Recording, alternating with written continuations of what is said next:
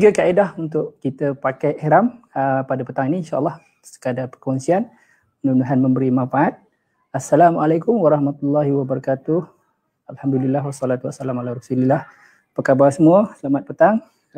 Petang ni kita nak share sedikit saja cara kita pakai ihram, mudah-mudahan memberi panduan dan juga manfaat kepada kita, insyaAllah. Baik, saya nak lihat live kita, mungkin ada sahabat-sahabat kita yang masuk untuk kita sembang-sembang petang ni. Kaedah ataupun 3 cara kita nak pakai ihram. So pertama sekali saya nak tunjuk kaedah yang pertama. Cara yang pertama ni cara yang biasalah untuk kita pakai ihram. Jadi so macam biasa kita kena ada kain ihram lah.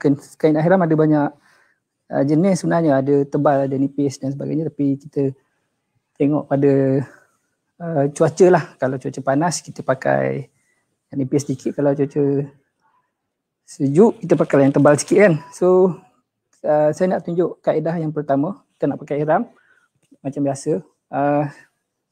Ini sekadar kita nak belajar, kita jemaah lelaki pastikan tidak memakai pakaian lah untuk pakai ihram, tapi untuk kali ni saya pakai t-shirt lah untuk kita belajar. Jadi kaedah yang pertama macam biasa, macam selalu kita lihat jemaah umrah, jemaah haji pakai. So kaedah pertama macam ni. So kita buka macam ni. Kemudian kita ambil center dia, kita ambil tengah. Macam tu. Jadi kita buat macam ni. Okay, simple aja. Ni kaedah yang pertama. Jadi kita pegang di penjuru ni. Jadi kita pegang kat tengah sini, nampak? Okay, kita pegang kat tengah sini. Nampak Pegang tengah sini. Okay, then kita lipat ke dalam. Okay, nampak? Ulang balik. Saya ulang balik. Kita pegang di tengah.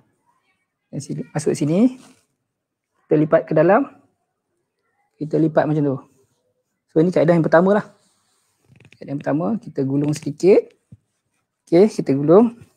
Then kita pakai tali pinggang. Macam biasalah, tali pinggang sebenarnya ada yang bagus, ada yang tak bagus. So tali pinggang saya ni tali pinggang yang murah, agak nipis, jadi kurang bagus lah kalau kita pakai tali pinggang yang tebal sikit, sedap sikit lah. Okay, tak ada masalah. Pinggang sekadar syarat. Kalau tak ada tali pinggang nanti masalah juga, sebab yelah tak ada lock, nanti takut tercabut kita punya ihram. So ni kaedah yang pertama, tali pinggang di luar. Kat sini ada poket. Di poket ni selalunya kita letak gunting dan juga mungkin sedikit duit lah. Mungkin kita nak bertahalul nanti masa kita balik, kita nak bercukur dekat kedai ke, kita ada duit lah sikit kan. So macam ni lah biasa kaedah yang pertama, semua orang tahu. Belajar di kursus umrah, belajar di semasa kita belajar di YouTube pun boleh, tak ada masalah. Ini kaedah yang pertama. So dekat atas macam biasa kita tutup gitu. So yang kiri ni kita masuk, kita selit. Yang kiri kita selit. Yang kanan kita macam ni lah. Yang kanan kita campak kat atas ni. Kemudian kita selit kat sini. So ni kaedah yang pertama lah. Kaedah yang pertama. Okay, ni kaedah yang pertama. Normal lah, biasa lah kan. Bila kita nak ihram, bila kita nak bertawaf, bila kita nak itibak, kita buka sebelah kanan. Sebelah kanan. Okay. Dan sama jugalah kita selit. Kita selit di atas. So macam ni lah. Kita okay. Sebelah kanan kita buka. Jadi kita masa kita nak tawaf tu, Allahu Akbar, Bismillah, Allahu Akbar. Okay. Kita boleh itibakkan. So kaedah ni kaedah yang pertama lah.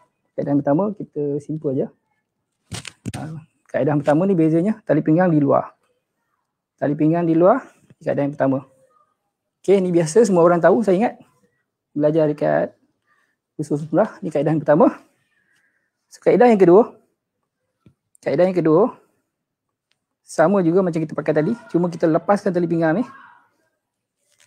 Okay, kita tutup tali pinggang kita macam ni, dan kita gulung dalam tali pinggang kita. Dia nampak lagi kemas dan lagi grip lah, lagi kuat. Okay, nampak ada beza ni kaedah yang kedua. Okay, yang kat atas ni sama, nampak lagi kemas lah. kita gulung tali pinggang kita. Jadi tali pinggang kita tak nampak. Jadi kaedah yang kedua ni lebih kukuh lah, lebih kuat.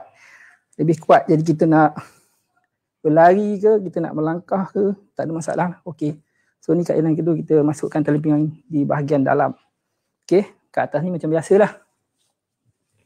Sama juga macam pertama tadi. Just macam ni, simple je. So simple.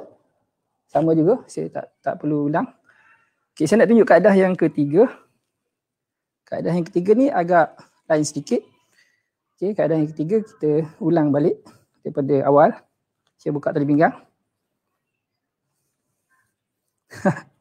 Sekadar perkongsian petang ni, mudah-mudahan memberi manfaat kepada bakal-bakal jemaah umrah, bakal-bakal jemaah haji, insya-Allah. Just share, mudah-mudahan ada manfaat.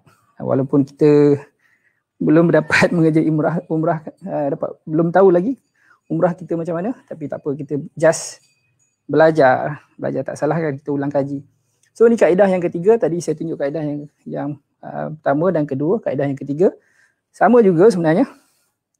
Kita sebenarnya nak gulung ni tak ada masalah, yang penting kita boleh. Kaedah yang pertama, kaedah yang ketiga ni sama juga. Kita gulung juga kaedah. So beza ni kita gulung sedikit. So bezanya kita pakai tali pinggang di luar. Okay, macam ni. Okay. Kita pakai tali pinggang last. Ini bezanya kaedah yang ketiga. So nampak? Kita pakai tali pinggang last sekali. Jadi ini kaedah yang ketiga. Jadi kita pakai tali pinggang kita pakai tali pinggang di luar sekali dengan kita punya kain ihram yang dekat atas. Okey, nampak? Ini kaedah yang ketiga. So kaedah yang ketiga ni sebenarnya lebih mesra alam ke, lebih lasak lah sebenarnya, sebab biasanya kalau di atas ni kita lock dengan tali pinggang, bawah pun kita lock, jadi kita boleh bergerak bebas, lebih lasak. Sebab apa? Kadang-kadang selalunya yang dekat atas ni selalu terbang dan sebagainya lah. Jadi ni kaedah yang ketiga. Very nice. Jadi cuma kaedah ketiga ni bila kita nak itibak ni, kita kena buka lah. Kita kena buka. Contoh, okay, ni sekarang kita ihram penuh kan. Jadi kaedah yang ketiga ni kalau kita nak itibak, jadi kita kena buka lah. Kita kena buka. Okay. Kita kena pakai tali pinggang lagi sekali. Dia akan jadi macam mana? Macam kita pakai semula lah. Cuma dia lebih kukuh. Macam tu. Nampak? Okay. So ada 3 kaedah cara pakai ihram. Terpulang pada anda sebab kita lagi-lagi kita ihram semasa haji, kita lama kan. Kita lama buat ihram, jadi pastinya kita nak selesa lah dengan pakaian ihram. So macam ni, kalau kita berihram, cara yang ketiga kita pakai tali pinggang di luar, kita lock sekali dengan kain ihram di atas. So lebih lasak, lebih selesa, kita boleh bergerak, kita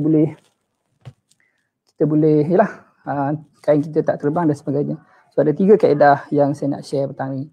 Mudah-mudahan memberi manfaat kepada kita semua, insya-Allah.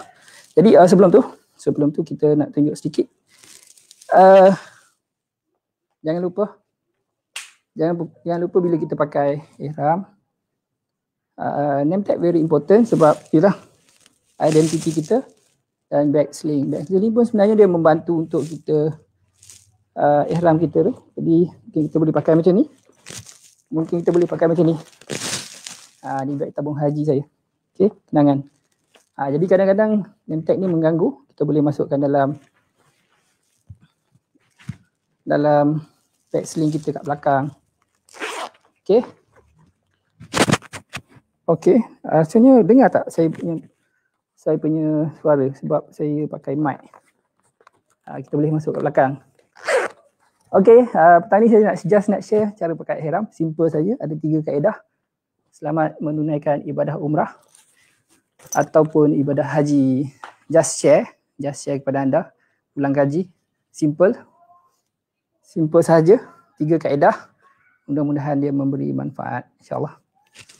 Haji Syariza, saya tadi tengok Haji Syariza buat live, saya pun teringin nak share. Haji Syariza, apa khabar? Sebab saya rasa ada 3 kaedah yang saya nak share kepada anda lah, kepada anda. Mudah-mudahan ia memberi manfaat. Haji Syariza, kita apa khabar Haji Syariza? Lama kita tak jumpa. Lama kita tak berkursus. Okay, travel agent sekarang. Banyak masa free, banyak aktiviti. Jadi dekat office ni kita buat pengisian, kita buat latihan, kita buat apa-apa yang boleh buat, apa-apa yang patut. Jadi itu yang saya nak share petang ni, 3 kaedah kita pakai ihram. Mudah-mudahan dia memberi manfaat kepada semua, insya-Allah. Haji Syariza, apa khabar? Di Fatimah Nur Azlina. Jadi nanti kita akan bincang lebih lanjut tentang pemakaian ihram kita, hikmah dan juga pantang larang, insya-Allah. Sedikit masa kalau ada kesempatan ke lapangan, kita share lagi untuk penerangan-penerangan seterusnya, insya-Allah. Jadi kita jumpa lagi. Salam Baitullah, salam rindu Rasulullah. Assalamualaikum. Dan kalau kaedah ni bagus, share lah, mudah-mudahan memberi manfaat pada kita semua, insya-Allah. Assalamualaikum.